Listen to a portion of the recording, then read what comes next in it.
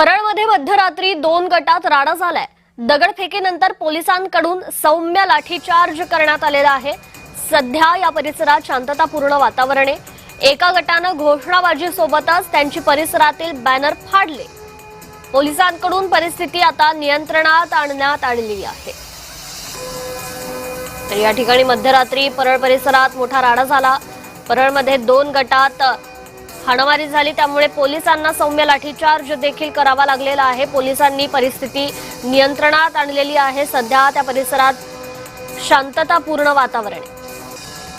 अधिक अपडेट घेऊयात आपल्या प्रतिनिधी भाग्यश्री प्रधान आचार्य यांच्याकडून। भाग्यश्री, नेमकं काय घडलं होतं काल रात्री?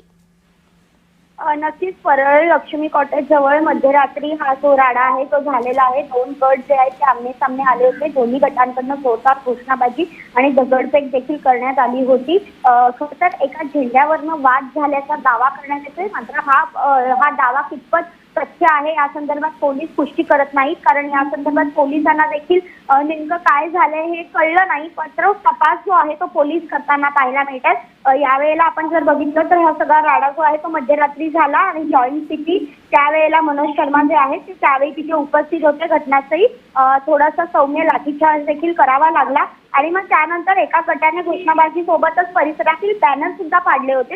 या सगळ्यामुळे एकंदरीत राडा झाला। काल आपण बघितलं की ईद मिलाद होतं, त्याचबरोबर तिथे परेलचा लालबागचा राजा देखील येतो। गणपतीचं वातावरण आहे, त्यामुळे थोडंसं कुठेतरी अडचण निर्माण होऊ शकते। त्या एकंदरीत लक्षात घेता पोलिसांनी तात्काळ परिस्थिती नियंत्रणात आणली आणि आता सध्याच्या परिसरात मात्र शांततापूर्ण वातावरण जे आहे ते पाहायला मिळते।